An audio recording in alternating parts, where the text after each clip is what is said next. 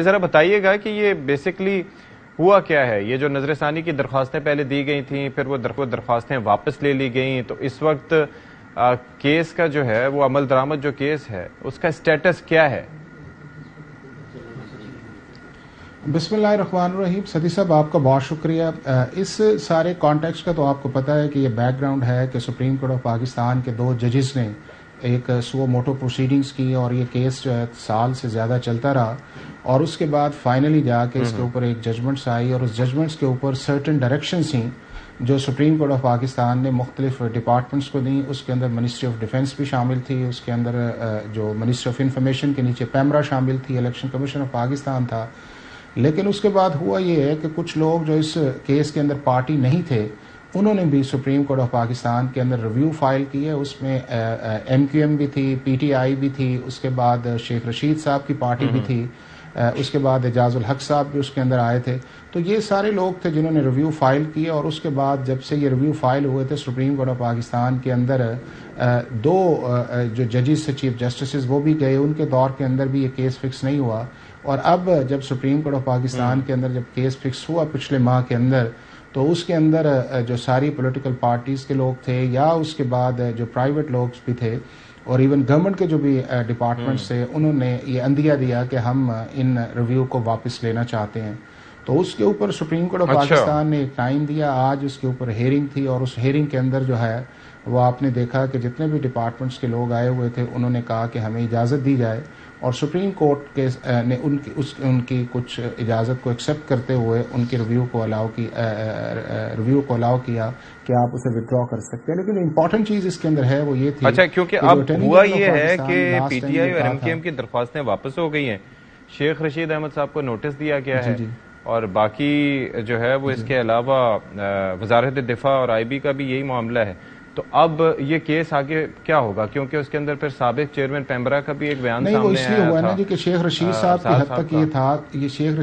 کی حد تک یہ تھا کہ اے او آر نے کہا کہ میرا ان سے کانٹیکٹ نہیں ہے، تو وہ اس کانٹیکٹ کے اندر تھا. اگر وہ آج موجود ہوتے تو جس طرح دونوں کی وتھڈرا ہوئی ہیں اس طرح ان کی بھی وتھڈرا ہو جانی تھی. اور جہاں تک بات یہ ہے کہ اٹارنی جنرل آفس نے یہ کہا یا اٹارنی جنرل نے یہ کہا کہ ہم اس کے اوپر ایک فیکٹ فائنڈنگ کمیٹی بناتے ہیں جو بنائی بھی گئی اور اس کے اوپر سپریم کورٹ نے کہا کہ اس کا جو مینڈیٹ ہے وہ زیادہ آنا چاہیے اور اس کانٹیکسٹ کے اندر انہوں نے کہا کہ کمیشن کی جو پروپوزلز ہے اور اٹارنی جنرل میرا خیال ہے کہ اگلے کچھ دنوں کے اندر جو بھی کمیشن کے متعلق ایک فیصلہ ہے فیڈرل گورنمنٹ کا وہ سپریم کورٹ کو کنوے کریں گے.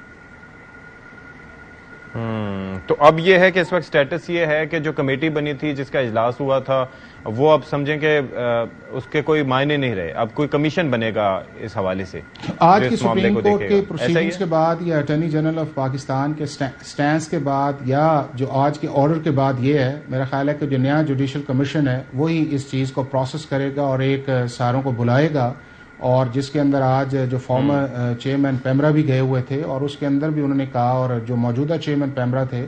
انہیں بھی چیف جسٹس صاحب نے عندیہ دیا تھا کہ اگر آپ کمیشن کو آپ کو بلائے گا تو آپ نے جو بھی کہنا ہے وہاں پہ جا کے کہیں. تو میرا خیال یہ ہے کہ سپریم کورٹ آف پاکستان نے اپنا عندیہ جو ہے وہ جوڈیشل کمیشن کی طرف کیا ہے اور جوڈیشل کمیشن جو ہے وہ قائم کرنا فیڈرل گورنمنٹ کی رسپانسبلٹی ہے اور اس کے اندر یہ ہے کہ فیڈرل گورنمنٹ جو ہے وہ خود بھی قائم کر سکتی ہے یا چیف جسٹس آف پاکستان کو بھی کہہ سکتی ہے کہ آپ کمیشنز کے لیے نام دیں. وہ 1 بھی ہو سکتا ہے، 2 بھی ہو سکتے ہیں، 3 بھی ہو سکتے ہیں اور وہ کمیشن جو ہے اس کے آج کی بات ہو رہی ہے اس کے بورڈ بھی جو ہے وہ ٹی او آرز بننے چاہیے اور وہ ٹی او آرز کے مطابق ایک رپورٹ جو بنے گی وہ واپس سپریم کورٹ آف پاکستان کے اندر جمع کروائی جائے گی. ٹھیک ہے. اچھا اب ایک اور معاملہ ہے جس پر میں چاہ رہا تھا کہ آپ تھوڑا سا ہماری رہنمائی کریں، وہ ہے ملٹری کورٹس کا معاملہ. اس کے حوالے سے ڈیسیجن آ چکا ہے لیکن اب معاملہ ہے ریویو کا.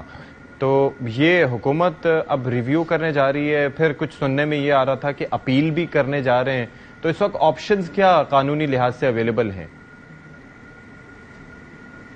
ستی صاحب اس میں یہ ہے کہ جب سے پریکٹس اینڈ پروسیجر ایکٹ آیا ہے اور اس کی جو پروملگیشن ڈیٹ ہے وہ بنتی ہے 20 اپریل 2023 کی. اب اس کے اندر یہ ہے کہ جو سپریم کورٹ آف پاکستان نے سب سے پہلے تو جب یہ لا بنا بھی نہیں تھا تو اس کو پراسپیکٹیولی اس کے آپریشن کو سسپینڈ کیا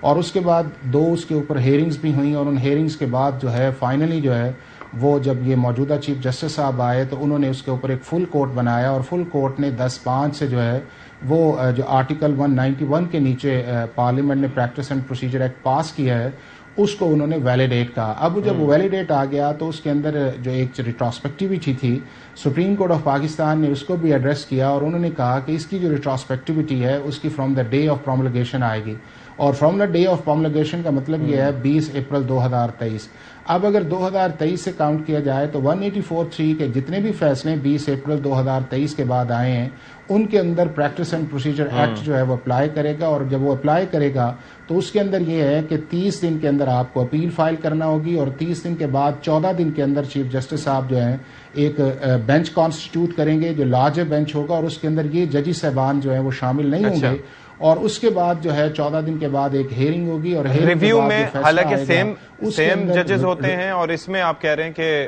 الگ سے ایک بینچ کانسٹیٹیوٹ کیا جائے گا.